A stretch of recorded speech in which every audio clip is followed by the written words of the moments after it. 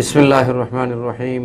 আলহামদুলিল্লাহি রাব্বিল আলামিন ওয়াসসালাতু ওয়াসসালামু আলা সাইয়্যিদিল মুরসালিন ওয়া আলা আলিহি ওয়া আসহাবিহি ওয়া আহলি বাইতিহি আজমাইন। আম্মা বা'দু ফাআউযু বিল্লাহি মিনাশ শাইতানির রাজীম। বিসমিল্লাহির রহমানির রহিম।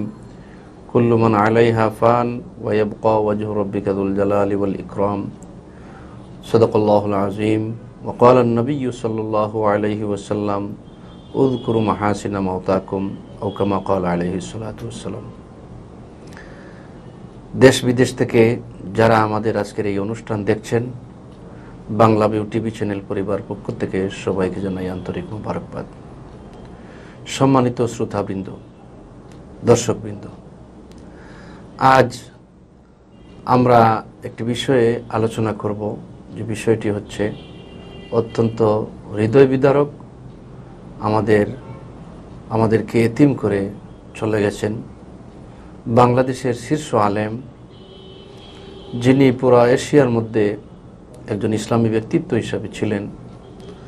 গত 19 তারিখ আমরা তাকে হারিয়েছি।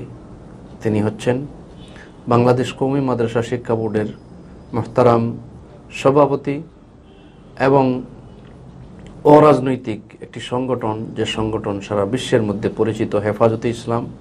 সেই হেফাজতে ইসলামের সম্মানিত আমির এবং বাংলাদেশের শীর্ষ ইসলামিক বিদ্যাপীঠ হাটহাজারী মাদ্রাসার তিনি মহাপরিচালক, দীর্ঘ 34 বছরের মহাপরিচালক হযরত মাওলানা শাহ আহমদ শফি রহমতুল্লাহ আলাইহি, ওনাকে আমরা হারিয়েছি। ওনার জীবনী নিয়ে আজকে আমরা আলোচনা করব। আলোচনা পেশ করার জন্য আমরা আমাদের স্টুডিওতে আমন্ত্রণ জানিয়েছি সিলেট জেলার সর্ববৃহৎ কওমি মাদ্রাসা জামিয়া কাসিমুল উলুম দরগাহে হযরত শাহজালাল রহমতুল্লাহ আলাইহি, এই মাদ্রাসার সম্মানিত মুহতামিম ও শাইখুল হাদিস, সিলেটের বরেণ্য আলেম এবং হযরত আহমদ শফি রহমতুল্লাহ আলাইহির যে উল্লেখযোগ্য কয়েকজন ছাত্র সারা বাংলাদেশে বিরাজমান এবং ওনারা দ্বীনে ইসলামের খেদমত করে যাচ্ছেন। তার মধ্যে অন্যতম হচ্ছেন আমাদের দরগা মাদ্রাসার মুহতামিম সাহেব হুজুর দামাত বারাকাতুহুল আলিয়া হযরত মাওলানা মহিবুল হক গাছপাড়ি হুজুর। হুজুরকে আমরা বাংলা ভিউ টিভি চ্যানেলের পক্ষ থেকে আন্তরিক মোবারকবাদ জানাচ্ছি।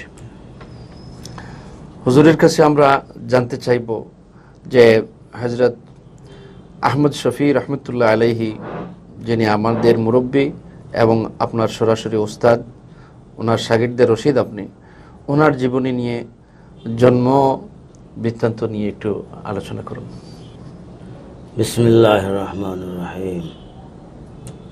আলহামদুলিল্লাহি রাব্বিল আলামিন ওয়াসসালাতু ওয়াসসালামু আলা সাইয়্যিদিল মুরসালিন ওয়া আলা আলিহি ওয়া আসহাবিহি আজমাইন। আম্মা বা'দ, ফাকাদ ক্বালা আন-নাবিয়্যু সাল্লাল্লাহু আলাইহি ওয়াসাল্লাম উযকুরু মাহাসিনা মাওতাকুম।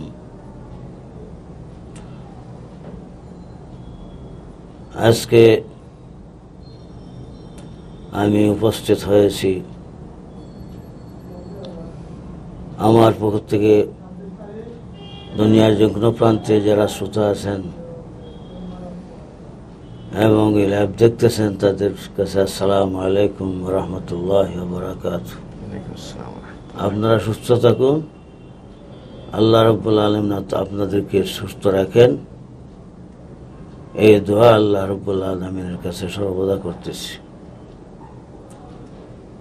আমার অত্যন্ত প্রিয় উস্তাদ শাইখুল ইসলাম আল্লামা আহমদ শফি, আজকে বলতেছি নব্বরাল্লাহু মারকাদাহু। 19 তারিখ পর্যন্ত বলছিলাম মাদ্দাদিল্লাহুল আলী, আজকে প্রাকান্তরে দিয়ে বলতেছি নব্বরাল্লাহু মারকাদাহু। হযরত এমন এক ব্যক্তিত্ব ছিলেন, শুধু বাংলাদেশে নয়, সমগ্র পৃথিবীতে ক্ষণজন্মা মনীষীদের মধ্যে উনি ছিলেন অন্যতম।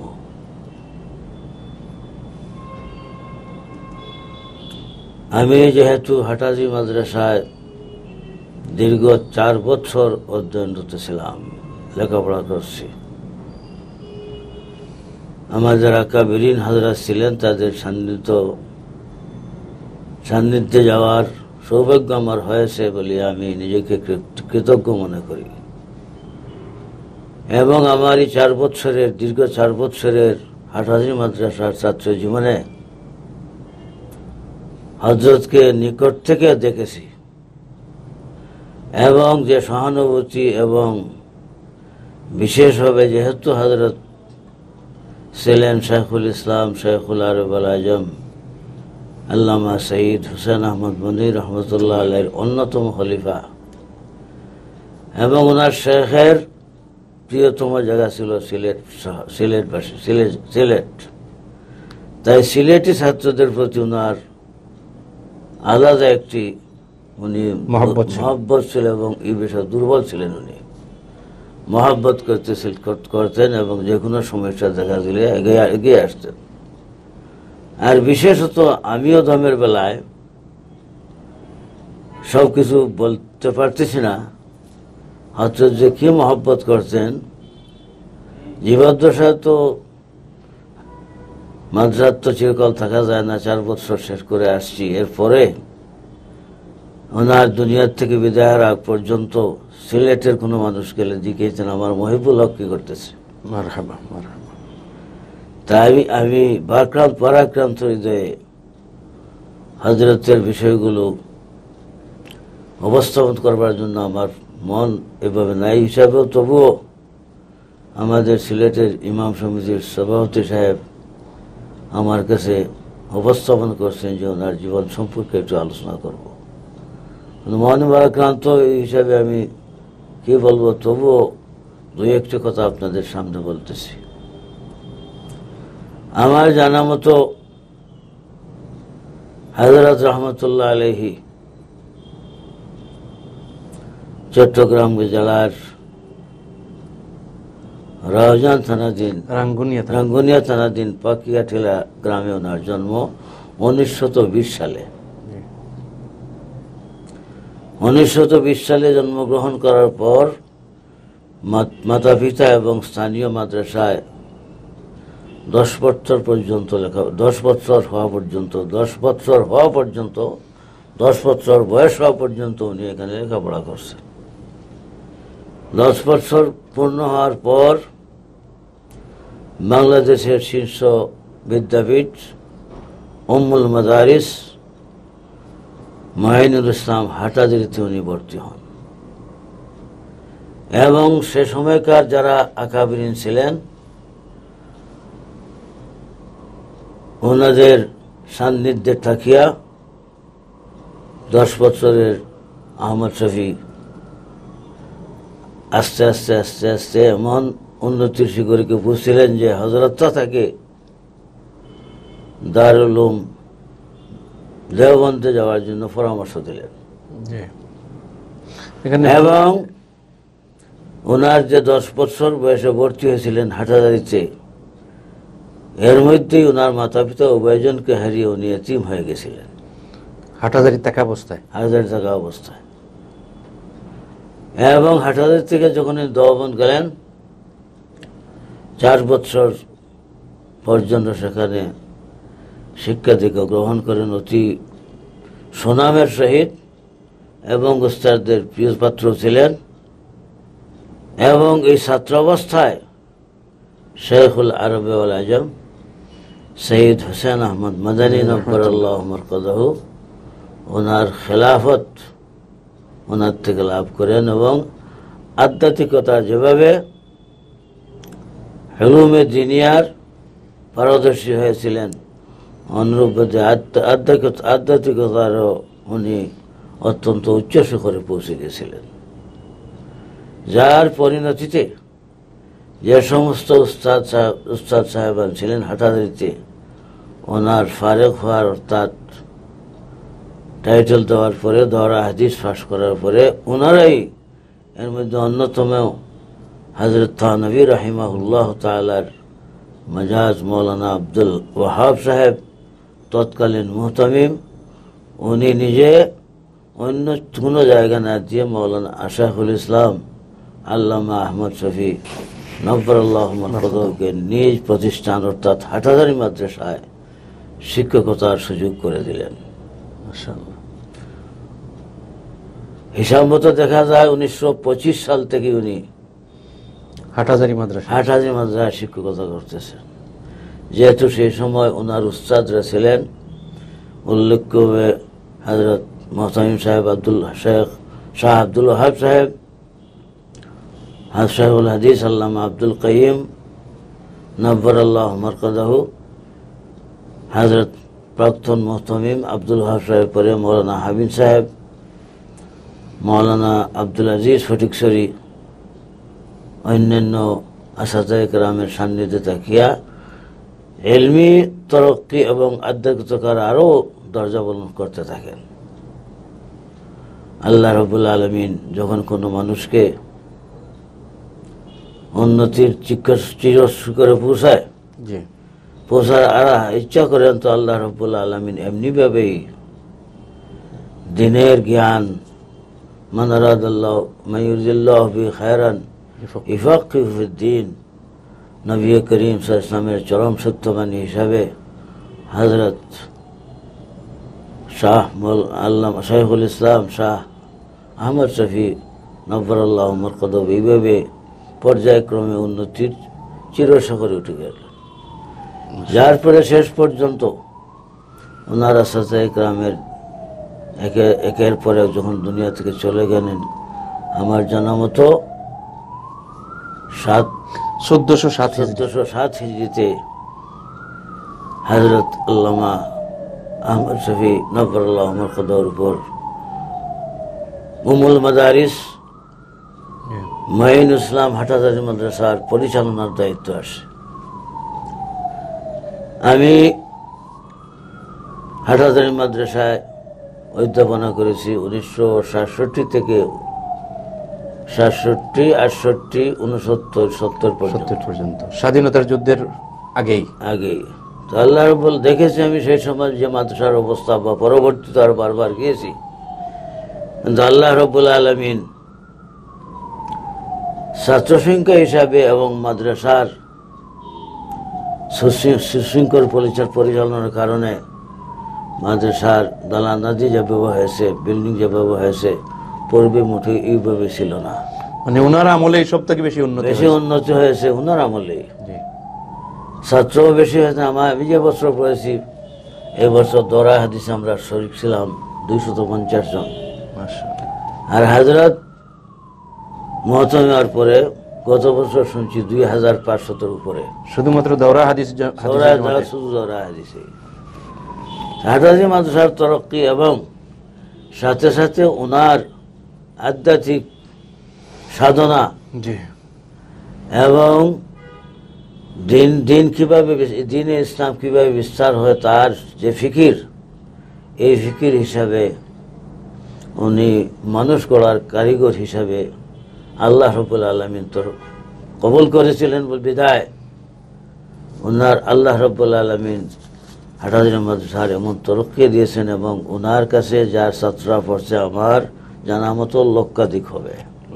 ওনার ছাত্র এবং ওনার এই যে আধ্যাত্মিকতার বিষয়ে আমি একটু বলি, হযরতের কাছ থেকে আসলে আমরা জানতে পারবো, যেহেতু আপনি ওনার অন্যতম একজন শিষ্য, বাংলাদেশে যে কজন আছেন তার মধ্যে অন্যতম হচ্ছেন আপনি। ওনার যে আধ্যাত্মিকতা, সেই আধ্যাত্মিকতার লাইনের যে কতজন শিষ্য আছেন বা খলিফা আছেন, এই বিষয়টা একটু আমাদেরকে অবগত করেন। আলহামদুলিল্লাহ, ওনার আধ্যাত্মিকতা তো আমরা আমি ইশারা করছি আগে, যে ছাত্র জমানায় উনি খেলাফত প্রাপ্ত হয়ে গেছিলেন, অথচ হুসাইন আহমদ মদনী রহমতুল্লাহ আলাইহি ছাত্রত্বকালে কাউকে বইয়াত করতেন না এবং খেলাফত দিতেন না। জি, হযরত এটা অন্যতম বৈশিষ্ট্য যে ছাত্র জমানায় উনি খেলাফত দিয়েছেন। এবং আমার জানা মতে হযরত শাইখুল আরব আল আজম আল্লামা হুসাইন আহমদ বন্দারি, সৈয়দ হুসাইন আহমদ বন্দারি রহমতুল্লাহ আলাইহি, ওনার বলা একটা কথা বলেছিলেন আমার জানা মতো, যে আহমদ শফি তোমার দ্বারা এমন এক কাজ হবে যে কাজ সমগ্র পৃথিবী পুষে যাবে, এবং পৃথিবীর মানুষ তোমাকে বাহবা অন্যতম তোমাকে যে শুকরিয়া আদায় করবে এবং তোমার এই কাজের প্রতি সমর্থন করবে। আমি মনে করি হযরতের এই দোয়া, হযরতের ভবিষ্যৎবাণী, মদন রহমতুল্লাহ আলাইহির ভবিষ্যৎবাণী, হযরত যখন হেফাজতে ইসলামের আমির হয়েছিলেন, আমির হিসাবে সারা বাংলাদেশের মানুষ ওনাকে গ্রহণ করেছিল এবং নাস্তিক মুরতাদ এদের প্রতিহত করা এবং এদের বিরুদ্ধে যে সংগ্রাম আন্দোলন করেছেন, যার মাধ্যমে হযরত মদন রহমতুল্লাহ আলাইহির অনেক বছর আগের স্বপ্ন হযরতের মাধ্যমে এটা পরিপূর্ণ হয়েছে।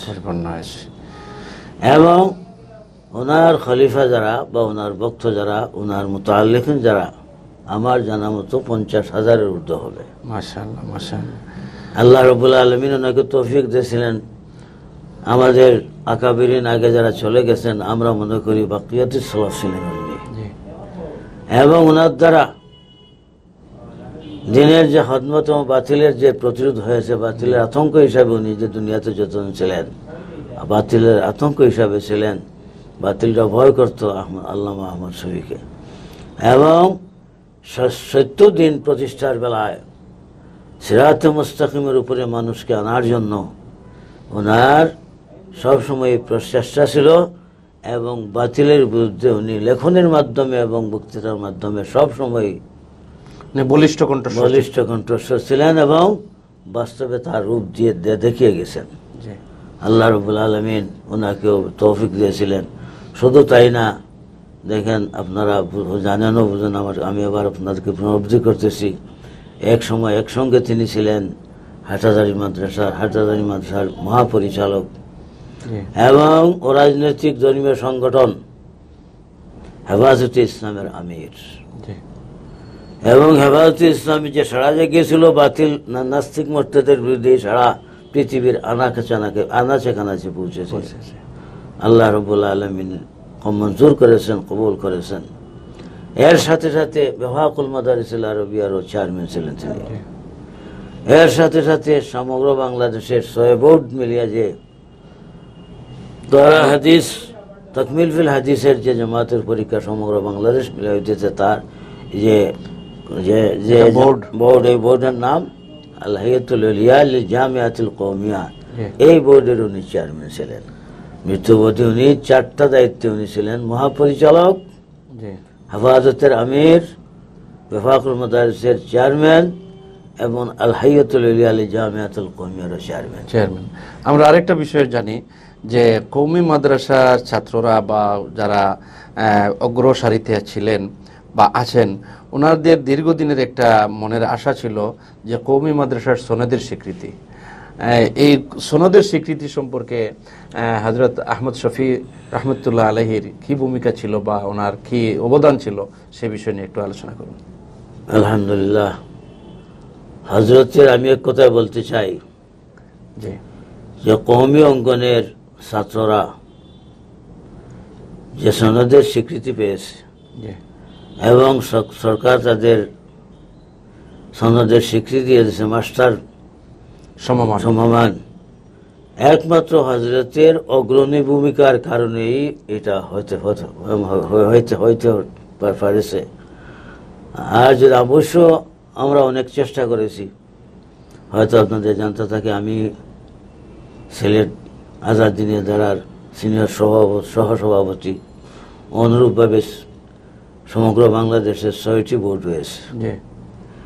এই 6টি বোর্ডের প্রতিনিধিরা বিভিন্ন সময়ে হযরতের সঙ্গে দেখা করেছেন, হযরত সুপরামর্শ দিয়েছেন, বলিষ্ঠ ভূমিকা রেখেছেন, যার কারণে আমরা 6 বোর্ড একত্রিত হইতে পারিছি একমাত্র হযরতের কারণে। যদি হযরত না থাকতেন তাহলে আমরা 6 বোর্ড একত্রিত হইয়া কোনো দাবি আদায় করা অসম্ভব হতো। দাবি আদায় করতে আমরা পারতাম না, আদায় করা তো অসম্ভব।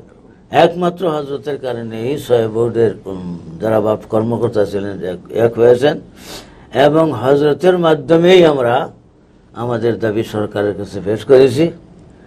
এবং সরকার মহোদয় যেদিন আপনার ঘোষণা করেন, আমি নিজেও এখানে উপস্থিত ছিলাম, হযরতও ছিলেন, এবং আমাদের মাননীয় প্রধানমন্ত্রী শেখ হাসিনা যে ভাষায় স্বীকৃতির কথা প্রকাশ করেছেন, আমার এখনো মনে আছে উনি একটু কথা বলেছিলেন, দেওবন্দের আদলে, জি দেওবন্দের আদলে কওমি মাদ্রাসা ওনাদের স্বীকৃতি ঘোষণা করা হয়েছে।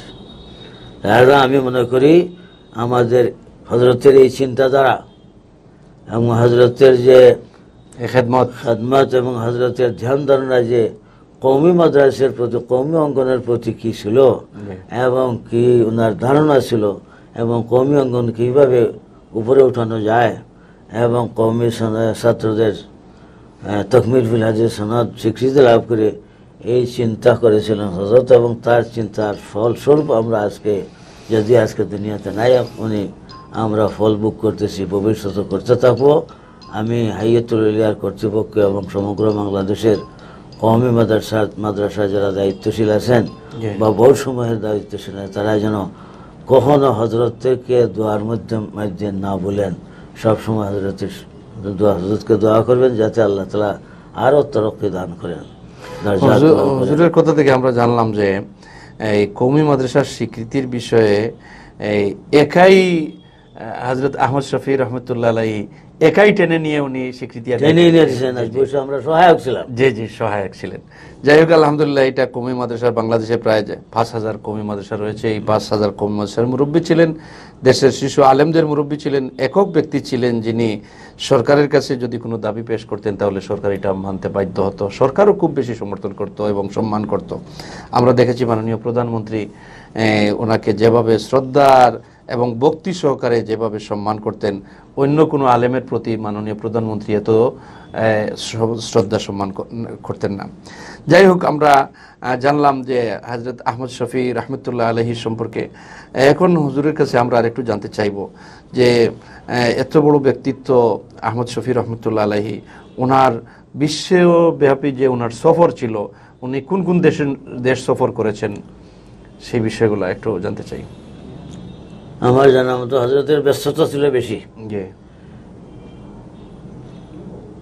হাটহাজারী মাদ্রাসার কওমি ইউনিভার্সিটি বলা হয়, এটার দায়িত্বে ছিলেন হিসাবে বেশ ব্যস্ত ছিলেন। এর মধ্য দিয়ে উনি দুবাই, কাতার, ইউরোপ, আমেরিকা, সৌদি আরব বিভিন্ন দেশে সফর করেছেন এবং সফর তার ব্যক্তি উদ্দেশ্যে না, প্রতিষ্ঠানের খেদমতের জন্যই প্রাতিষ্ঠানিক সফর।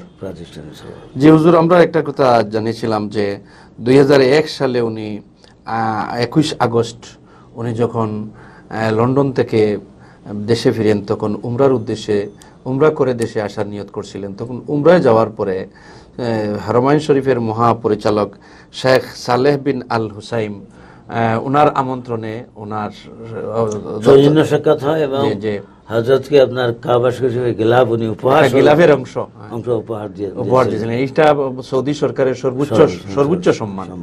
এছাড়াও আমাদের বাংলাদেশের জাতীয় সিরাত কমিটি এবং তমুদ্দুন মজলিস কর্তৃক দেশের শীর্ষ ইসলামী ব্যক্তিত্ব হিসাবে ওনাকে স্বীকৃতি দেওয়া হয়েছিল। আল্লাহ পাক রব্বুল আলামিন ওনাকে বহুবার। আমি একটা কথা ভুলে গেছি, ওনার মৃত্যুর 6-7 মাস আগে বাংলাদেশের উলামায়ে কেরাম সব ঢাকায় একত্রিত হয়েছিলেন। তো এই সময় খতমে নবুয়তের বিভিন্ন সংগঠন ছিল, সবাই একত্রিত হয়ে এক কথাই হযরতকে আন্তর্জাতিক তাহফুজে খতমে নবুয়তের চেয়ারম্যান হিসাবে নির্বাচন করেছিলেন। মাশাআল্লাহ, এটা একটা ওনার শেষ বয়সের একটা কীর্তি যে উনি ওনাকে চেয়ারম্যান হিসাবে সব বিলুপ্ত করে, যত ছোট ছোট ছিল সংগঠন সবকে বিলুপ্ত করে এক কথায় হযরতের নেতৃত্বাধীন এই খতমে নবুয়তের আন্দোলনকে বেগবান করার জন্য চালিয়ে জন্য সব একত্রিত হইতে হযরতকে আমির মনোনীত করেছিলেন। যে শ্রোতাবৃন্দ, দর্শকবৃন্দ, আমরা পৃথিবীর বিভিন্ন দেশ থেকে যারা এই অনুষ্ঠান দেখছি, আমরা হযরত আহমদ শফি, শেখুল ইসলাম আহমদ শফি রহমতুল্লাহ আলাইহি সম্পর্কে আমরা জানলাম। ওনার লেখনী সম্পর্কে হুজুর আপনি একটু আমাদেরকে অবগত করেন। লেখনী, উনি তো অনেক ছোট ছোট বই লিখেছেন। জি, শেষ দিকে উনি বুখারী শরীফ যখন ওনার দর্শে যায়, উনি যখন পড়াইতে আরম্ভ করেন, বুখারী শরীফ একটা উর্দু সরা কিছু অংশ উনি সরা লিখেছেন। এছাড়া আমার জানা মতো বিভিন্ন বিষয়ভিত্তিক উনি রেসালা লেখছেন, উর্দু বাংলা লিখছেন। ওনার লেখনী কম না।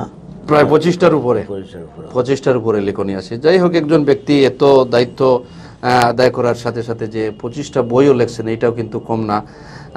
আজকে আমরা হারিয়েছি ওনাকে, আজকে আমরা এতিম হয়েছি, আমরা আধ্যাত্মিক রাহবরকে আমরা হারিয়েছি, আমরা বেদনায় বিভোর, আমরা খুব কাতর। আল্লাহ পাক রব্বুল আলামিনের কাছে দোয়া করি হযরত শাইখুল ইসলাম আহমদ শফি রহমতুল্লাহ আলাইহিকে যেন জান্নাতের মেহমান হিসাবে কবুল করেন এবং আমাদেরকে ধৈর্য ধরার, আমাদেরকে সবর করার রব্বুল আলামিন তৌফিক দেন, এবং উনার আধ্যাত্মিক যে জ্ঞান ছিল, আধ্যাত্মিক ছাত্র আমরা, সেই আধ্যাত্মিকতার রোহানি বরকত যেন আমরা সবাই পাই, সেই আশাবাদ ব্যক্ত করছি। হুজুর, আমাদেরকে সময় দেওয়ার জন্য অসংখ্য আমি দেশে বিদেশের শ্রোতাবৃন্দের কাছে অনুরোধ করছি, আমার হযরতের জন্য দোয়া করবেন এবং হযরতের যে বিভিন্নমুখী যে সাধনা ছিল এবং ওনার যে খেদমত ছিল, এই খেদমত যেন আমরা না বলি কোনো সময়, এবং সাথে সাথে আল্লাহ রাব্বুল আলামিন যেন ওনার রুহানি ফয়েজ দ্বারা আমাদেরকে ফয়জিয়াব করেন, এবং ওনার রেখে যাওয়া মহাপ্রতিষ্ঠান এবং যেগুলো আছে অন্যান্য তিনি যে সংগঠন যেগুলোর আমির হিসাবে দায়িত্ব ছিলেন, এগুলো যেন আল্লাহ তাআলা কিয়ামত পর্যন্ত বাকি রাখেন এবং হাটাজারি কথা আল্লাহ দিন দিন আরো তরক্কি দান কথা করেন। শেষ হওয়ার আগে আরেকটা বিষয় হযরতের কাছ থেকে আমরা জানতে চাই যে হযরত তো ইন্তেকাল করেছেন 19 সেপ্টেম্বর শুক্রবার আসরের পরে, 20 তারিখ ওনার জানাজা হয়েছে। এই জানাজা সম্পর্কে একটু বলেন। আমার মনে হয় তো বাংলাদেশের এত বড় জানাজা আর হয় নাই, এই বিষয়ে একটু বলেন হুজুর। আমি আমার প্রিয় উস্তাদ যখনই আপনার ইন্তেকালের খবর পেয়েছি, আমি শুক্রবার বাদ মাগরিব খবর পেয়েছি, তৈয়ার করি আমরা রাত্রি 11টার সময় রওনা দিছি আচ্ছা, হাটহাজারের উদ্দেশ্যে। আলহামদুলিল্লাহ আমরা সকাল 8টার দিকে গিয়ে স্থানে পৌঁছেছি, এবং সেখানে আমি যাওয়ার আগেও হাটহাজারি আনাচে কানাচে সব গাড়ি বাইরে, কলেজ মাঠ বা আপনার বাস স্টেশন ওইদিকে মানে প্রাইভেট কার গাড়ি আপনার ভর্তি ছিল। যেহেতু আমাকে তারা চিনে হিসাবে আমি কিছু যাওয়ার সুযোগ হয়েছে, মাজুর মানুষ হিসাবে হাঁটতে পারি না হিসাবে ওনারা আমাকে সুযোগ দিয়েছেন, আমি গেট পর্যন্ত চলে যেতে পারছি।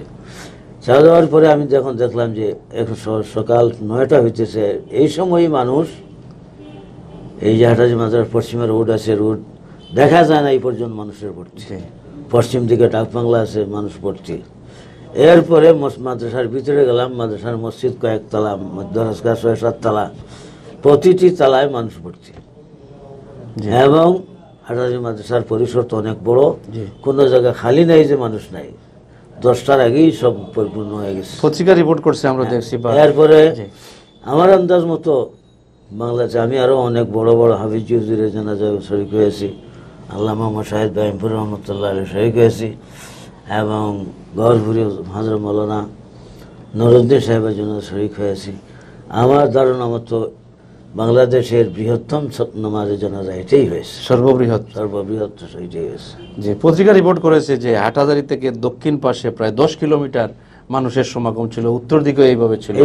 কারণ আমি বলছি না যে 9টার সময় আপনার সব ভরে গেছে, সব ফিল আপ হয়ে গেছে, ছাদ সহ প্রতিটি বিল্ডিং এর ছাদ সহ ভিতর সহ মানুষ পরিপূর্ণ হয়ে গেছে।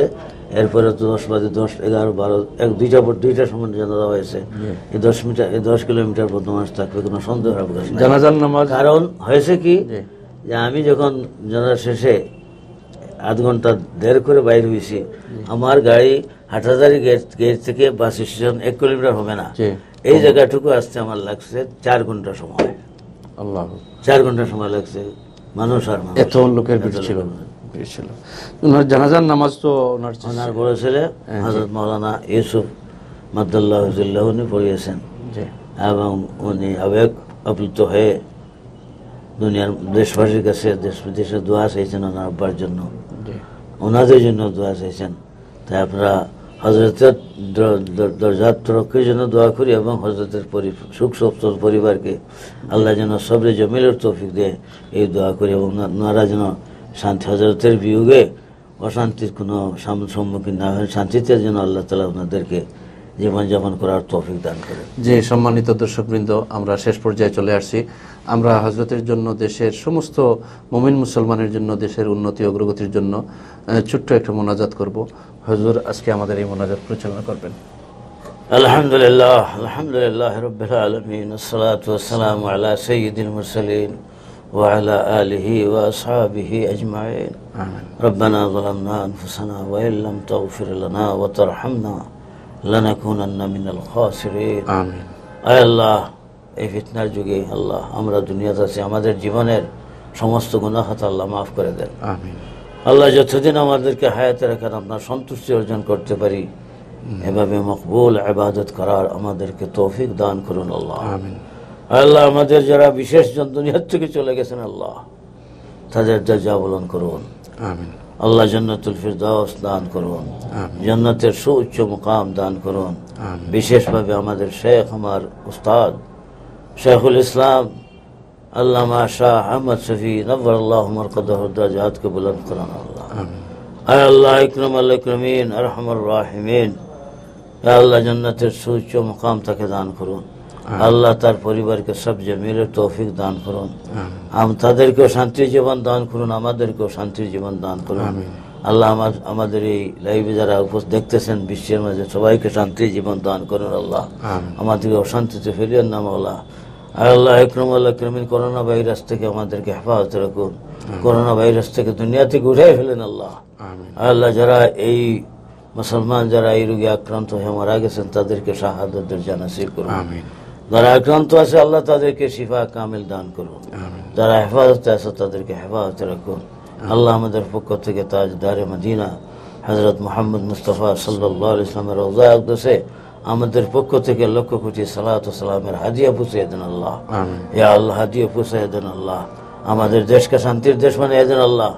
বাংলাদেশকে শান্তির দেশ, ইসলামের দেশ বানিয়ে দেন আল্লাহ। হযরতের রেখে যাওয়া ইয়া আল্লাহ যে সমাপ্ত কর্মসূচি যেগুলো আছে আমাদেরকে বাস্তবায়ন করার তৌফিক দান করুন। আমিন। وآخر دعوانا الحمد لله رب العالمين صلى الله على سيدنا مولانا محمد وعلى آله وصحبه أجمعين برحمتك يا أرحم الراحمين.